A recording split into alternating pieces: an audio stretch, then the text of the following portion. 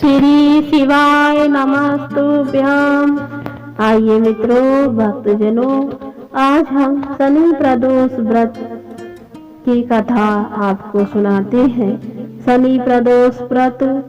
जब प्रदोष का व्रत शनिवार को पड़ता है तो शनि प्रदोष व्रत कहलाता है। कहा जाता है इस व्रत को करने से सपद प्रतिष्ठा प्राप्ति होती है और शनि ग्रह से जो कष्ट से भी मुक्ति मिल जाती है। शनि प्रदोष व्रत की कथा। पूर्व काल में एक राजा राज्य करता था। उस राजा के पुत्र का नाम धर्मगुप्त था। उस राजा ने अपने पराक्रम से अपने सभी शत्रुओं का पराजित करके उन पर विजय प्राप्त कर ली थी।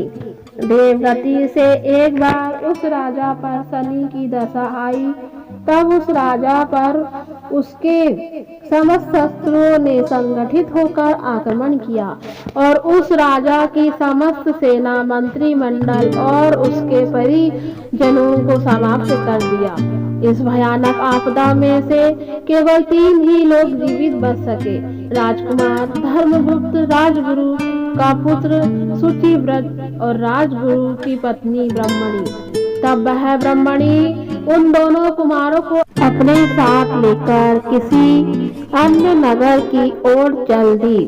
चलते चलते वहाँ तीनों लोग नगर में पहुँचे और उसी नगर में झोपड़ी बनाकर रहने लगे। वह तीनों लोग मिलकर अथक परिश्रम करते थे, लेकिन फिर भी उनका निर्वाह बहुत ही कठिनाइयों से हो पाता था। एक दिन वह ब्रह्मणी उन दोनों कुमारों को अपने साथ में लेकर भोजन पकाने के लिए लकड़ी लेने वन में गई। वहाँ पर उसे महर्षि कौंडिल्य के दर्शन हुए। उन तीनों ही लोगों ने महर्षि के चरणों को प्रणाम किया। फिर ब्रह्मणी ने कहा, हे महर्षि, आपका दर्शन करके हम सभी कृतज्ञ हो गए। आप हमें हमारे कष्टों के निवारण का कोई उपाय बता सकते हैं। यह धर्मगुप्त एक राजपुत्र है और अपने शत्रुओं से पराजित होकर घोर दरिद्रता में जीवन व्यतीत कर रहा है। हम सभी अत्यंत कष्टों में पड़े हुए हैं, अतः आप ही हमारे उद्धार का कोई उपाय बताएं। तब महर्षि कौंडिल्य ने कहा, हे देवी, तुम सभी के ऊपर शनिदेव का प्रकोप है, अतः तुम सभी लोग शनि प्रदोष का व्रत किया करो और भगवान शिव तथा पीपल के वृक्ष का पूजन किया करो, इससे तुम्हारा कल्याण होगा। यह सुनकर उन तीनों ने महर्षि को श्रद्धा पूर्वक प्रणाम किया और लकड़ी लेकर अपनी कुटिया में वापस आ गए। फिर शनि प्रदोष के दिन उन तीनों ने ही व्रत किया और भगवान शिव का तथा पीपल के वृक्ष का पूजन किया। इस प्रकार से वह तीनों नियमित रूप से व्रत और पूजन करने लगे। इस प्रकार से 4 मास व्यतीत हो गए। एक दिन शुचिव्रत स्नान करने के लिए नदी पर गया। वहाँ उसे नदी के किनारे पर बहुत बड़ा कलश रखा हुआ दिखाई दिया।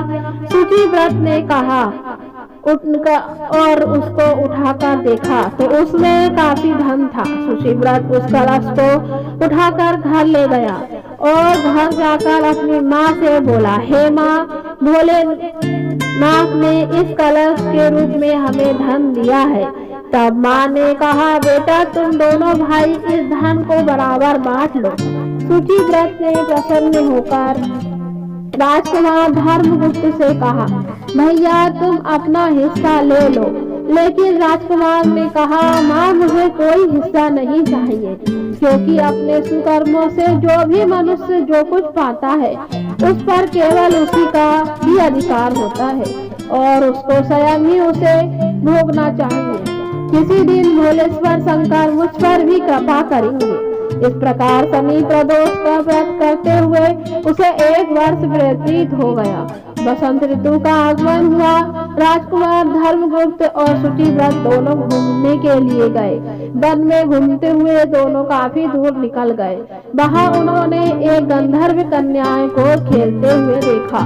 उन गंधर्व कन्याओं में से एक प्रधान सुंदरी उस राजकुमार पर मोहित हो गई और अपनी सखियों से बोली, यहाँ से थोड़ी दूर पर एक सुंदर वन है। उस वन में अनेक प्रकार के फूल खिले हैं। तुम सब जाकर उन फूलों को तोड़कर लाओ, तब तक मैं यहाँ बैठी हूँ। सखियां आज्ञा पाकर चली गई और वह गंधर्व कन्या उस राजकुमार पर सृष्टि जमा कर देखने लगी। राजकुमार उस गंधर्व कन्या के पास चला गया। गंधर्व कन्या ने पूछा, आप कौन है? किस देश से रहने वाले हैं? आपका आगमन कैसे हुआ है? राजकुमार ने कहा, मैं राजकुमार धर्मगुप्त हूँ। शत्रुओं ने मेरे माता पिता को मारकर मेरे राज्य पर अधिकार कर लिया है। मैं राजगुरु की पत्नी के साथ रहता हूँ। वे मेरी धर्म माँ है।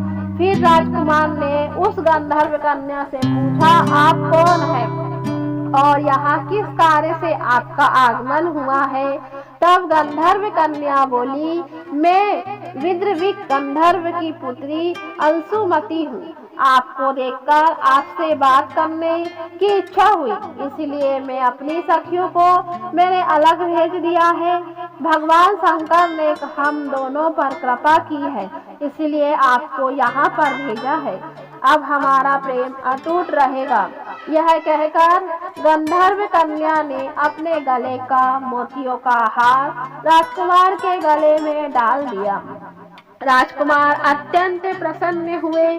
वह बोले, आपने पिता से अनुमति ली कि नहीं? मेरे पास राजपाट या धन भी नहीं है, फिर वह आप मेरी पत्नी कैसे बनेगी?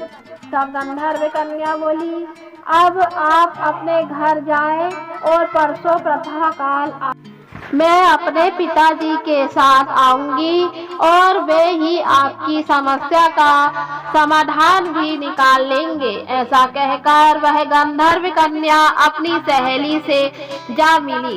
राजकुमार भी शुचिव्रत के साथ घर लौट आया और सारा समाचार उसने अपनी माँ से कहा। फिर तीसरे दिन राजकुमार धर्मगुप्त उसी वन में शुचिव्रत के साथ गया। वहाँ स्वयं गंधर्व राज विद्रविक अपनी कन्या के साथ उपस्थित थे। गंधर्व राज ने दोनों कुमारों का अभिवादन किया। फिर उसने राजकुमार से कहा, मैं परसों कैलाश पर गौरी शंकर के दर्शनों के लिए गया था। वहाँ शंकर जी ने मुझको कहा, गंधर्व राज पृथ्वी पर धर्मगुप्त नामक राजकुमार है। उसके शत्रुओं ने उसके परिवारजनों को मार दिया है। वह राजकुमार शनि प्रदोष का व्रत करता है और सदा मेरी सेवा करता है। तुम उसकी मदद करके उसके शत्रुओं से उसका राज्य दिलवाओ। शंकर जी की आज्ञा पाकर मैं अपने घर चला आया।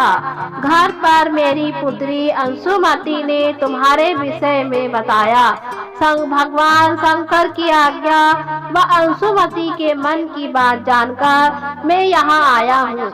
मैं अपनी पुत्री आपको सौंपता हूँ। आपके शत्रुओं को परास्त करके आपका राज्य भी मैं आपको दिला दूंगा। यह कहकर गंधर्व राज ने अपनी कन्या का विवाह राजकुमार के साथ कर दिया। अंशुमति की सहेली का विवाह शुचिव्रत के साथ कर दिया।